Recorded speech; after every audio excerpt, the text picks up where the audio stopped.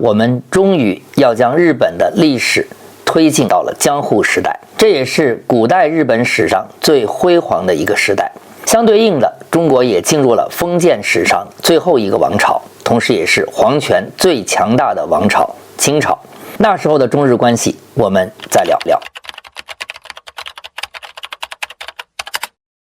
公元1603年到1868年，日本在德川幕府手底下稳当了200多年，而中国呢，从公元1644年到1912年，也在清朝统治下走过了268年。这两个东亚大国虽然差不多同一时期稳定了下来，可彼此打交道其实并不太多。德川幕府搞的那套制度，让日本各地大民能专心发展自己的地盘经济和教育，而清朝呢，靠着强中央弱地方的策略，稳住了庞大多元的帝国，但也多少限制了地方的活力。话说呀，到了公元1598年，丰臣秀吉一死，日本顿时又乱作了一团粥。他本来安排了5位大佬辅佐年幼的丰臣秀赖，可其中最有实力的德川家康不简单啊，他拉拢盟友跟支持丰臣的势力，在今天的名古屋西边的关原这个地方狠狠地干了一仗。这一战呢，叫做关原之战，彻底终结了日本的战国时代。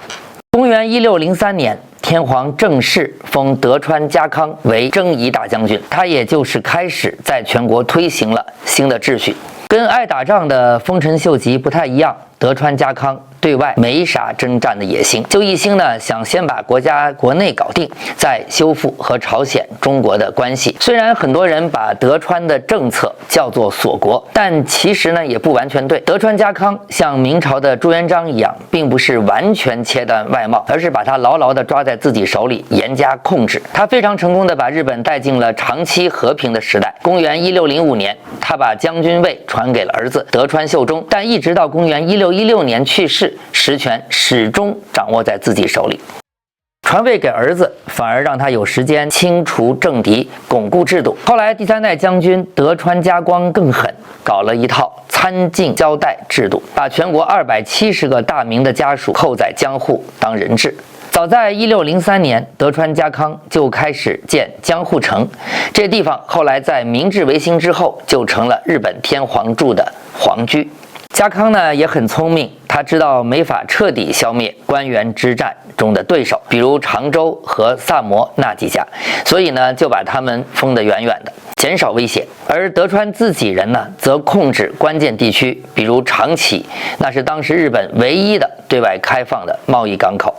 跟清朝那种靠科举轮调官员来控制地方的方式不同，德川时代的日本是用人治加自治的模式，每个大名都拼命建设自己的领地，推动经济和教育。这种中央集权的封建制度，既维持统一，又释放了地方活力，为日本后来应对西方的冲击埋下了伏笔。然后我们再来看看清朝，满人入主中原之后呢，也建立了一套极其稳定的制度。公元1681年平定三藩之后，真正实现了大一统，甚至搞得日本官员都有点紧张，中国会不会又要来打我们？清朝用科举选官，官员不能在家乡任职，还得2、3年一调任，就是防止你扎根地方拉帮结派。监察官员到处巡查，看地方官员有没有跟老百姓走得太近。评价官员最重要的标准是你那儿别出事儿。这套系统超级稳定，但也导致地方官员缺乏长期建设的动力，经济发展自然也就慢了下来。那么问题紧接着就来了，德川的日本和清朝的中国，这两个几乎同时起步却走向不同发展路径的政权，后来是怎么打交道的呢？面对西方列强的到来，他们又做出了怎样不同的选择？下一期我们就聊到这段黑船来袭之前，中日关系暗流涌动的200年。